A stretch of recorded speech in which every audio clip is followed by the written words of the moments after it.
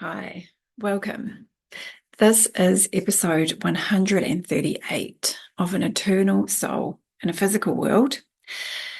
And I want to jump in today and talk about bringing higher consciousness into relationships, into all relationships, whether you're actually in physical proximity to that person or not, any relationship.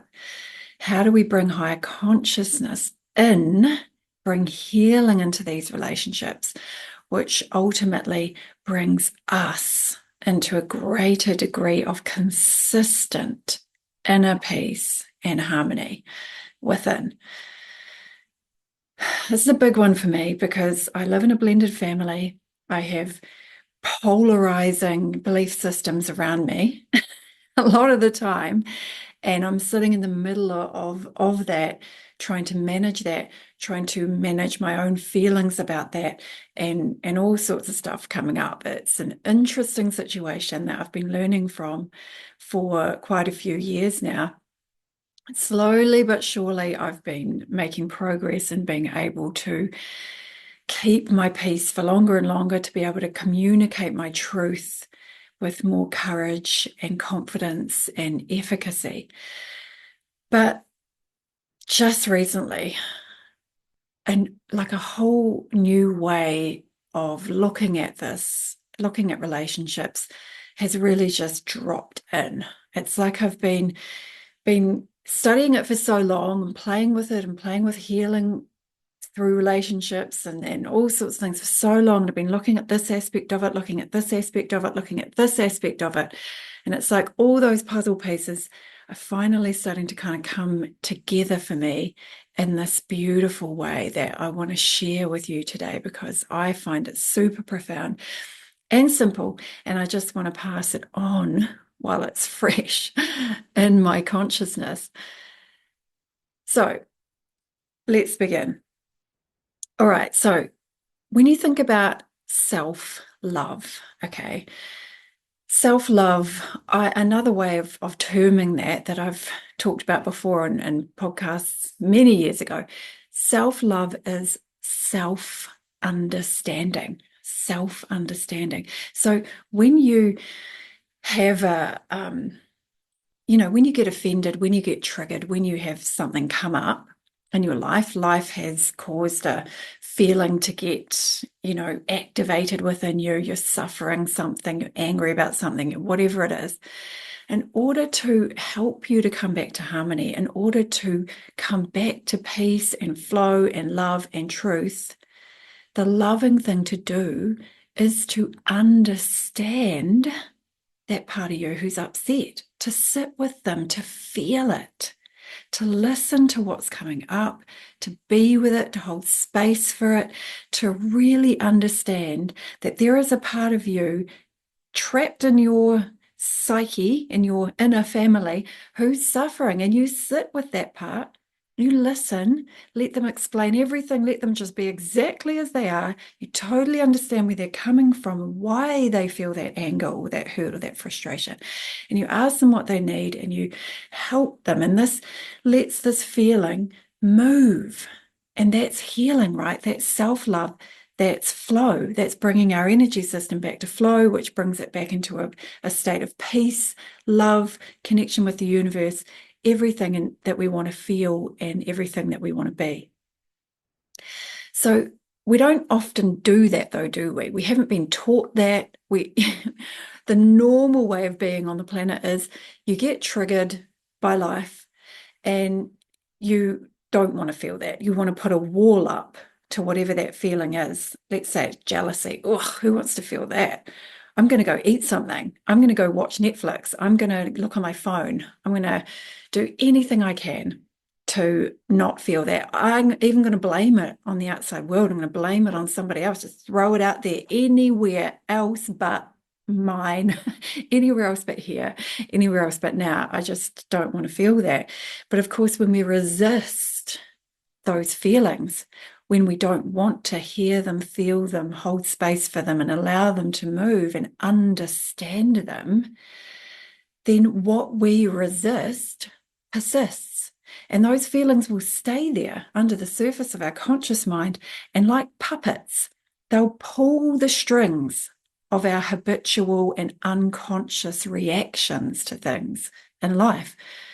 And who wants to live like that, right? That's how is that even free will when we are just being unconsciously pulled around by these programs that we've pushed under the surface of our consciousness because we don't want to feel them. So self-love really is self-understanding. It's understanding what that feeling is. And when you really understand it and why it's feeling like that, why it's angry, then how can you be angry with it? How can you be resisting it anymore? You just love it because you just get it. There's a part of you that went through this in childhood and now feels like this, understandably, right? Given that little part of you's model of the universe, it's understandable that they would be feeling exactly how they're feeling. And we can just love them as they are and give them what they need in our consciousness to allow that feeling to move through. When we understand those parts of us, we can forgive ourselves. That feeling moves and we feel better. Now, this whole process of self-love, self-understanding can be paralleled into the relationship arena. And I want to explain this to you because this is awesome. So instead of self-love now, it is self-love. It's another form of self-love. We're talking about relationship love or relationship harmony, another way of terming that, just like we call self-love, self-understanding. Relationship harmony is relationship understanding. So I'm going to flesh this out with you. Okay, so in a relationship, where what happens, as we've all experienced a million times, is that the other person does something that triggers a feeling of hurt within us, doesn't it? So something happens in the relationship, and two things go on in our mind. First of all, we perceive the other person has done something wrong or bad. And the second thing is we have a feeling about that. We have a feeling that is to do with what we perceived. So I'm perceiving that you're acting offensively, you're trying to hurt me. And because I'm perceiving that you're trying to hurt me, I'm perceiving that from my world. I'm perceiving you're trying to hurt me, and I'm angry about that. I'm pissed off about that. Yeah, but my perception is creating that. It is, the meaning that I'm giving to that situation, which is my perception of it, is actually causing the suffering and the hurt rather than, what that person's actually doing, their actual actions. My perception of those actions is what's actually hurting me, not actually really what the person is doing. So just stay with me on this point because we're going to go deeper into this. So I've perceived that somebody's acting to hurt me. I'm pissed off or hurt about that. And then what do? What's the next thing that happens? I get defensive, don't I? I get defensive. I put my wall up. Stuff you. You're trying to hurt me. I'm pissed off. My wall is up. My heart is closed. And I'm probably going to be like throwing a few daggers over that wall as well, trying to attack, protect myself and push back. And this very thing that can happen in a microsecond, right? Somebody says something, boom, we perceive it as an offense. Boom, we're triggered, we're hurt, we're upset, and we're defensive. And that can just go in a moment. That can happen, right? It's not a conscious thing. It's just a boom, boom, boom, boom. And all of a sudden, we're defensive, we're angry, and we're pushing back with our walls. And that's what defensiveness is. We put a fence up. Now, this is the same as when we're in our self-love process.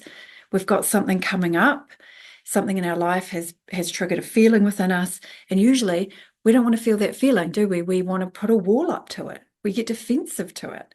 We say, no, I don't want to feel you. I'm going to eat something instead. I'm going to do something else. I'm going to avoid, I'm going to blame, I'm going to deny. whatever it is, but we put a wall up to that feeling. We're wanting to push it away. And so this is exactly what's happening in the relationship as well. There's been an incident. I've perceived it as a wrongdoing, and then I've felt pain about that, and my defenses have come up. So just like what we did with the self-love thing, we need to understand so that we can feel better. With self-love, what we did was we understood how that little trapped part of us was feeling. We understand that. We go there, we listen, we hold space, we really connect with that part. And then how can we be angry with that part when we can really see, oh, babe, you've been through this. Of course you feel that way. I hear you. Now, what can we do now? How can we help you now? So it's the same with the other person. You don't actually have to sit there and do that with them, but in your own mind, in your own way. And it can be later in the day when you're not with them or whatever, but in some way to have understanding for why that person acted that way. True understanding will ease your suffering, because you will realize when you really seek to understand rather than be defensive, when you really seek to understand why that person did that, why they are like that, why they say those things, you will understand that they, from their model of the universe, are just only acting the very best way that they can with the resources that they have available to them, with the level of spiritual development, spiritual evolution that they are at.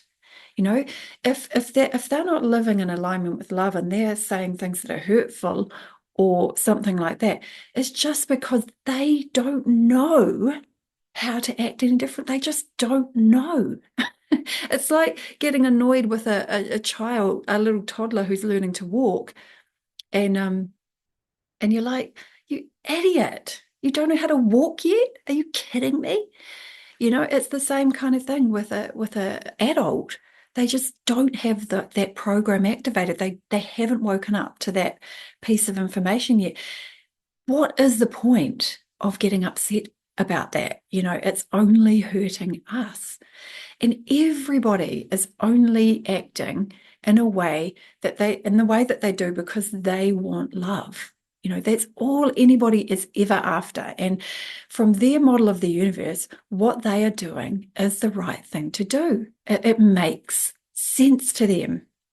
And, there's nobody really sitting there with a clipboard going, I'm going to be evil today, and I'm going to inflict hate, and I'm going to be as hateful as I can, and I'm going to, no, even murderers have, that are justified in themselves in what they're doing. They've been extremely hurt in the past, and they're killing other people as a way that they are, it feels right to them. It feels like they're making justice. They're doing the right thing. They're creating justice by doing what they're doing. So in their model of the universe, they are right. So when we can really understand where someone is at, we can't be angry with them. We just can't help but love them because we understand, we get it. And this is the key, right? If we are in a relationship with somebody, well, it can be anybody, it can be someone on the news, for God's sake, it can be anybody at all, and we get irritated, defensive, hurt, offended, and we can feel those heckles coming up. We got to look at it that if I put my wall up here and if I get defensive, who's that hurting? That wall that I'm putting up is walling me off from love. It's hurting me. And it's only my perception that's doing it as well. It's the way that I'm perceiving that situation that's causing me, I'm making a meaning out of it, which is causing me to get hurt. I'm doing it to myself. So the most enlightened thing to do here, and this is how we're bringing higher consciousness into these relationships, is to say,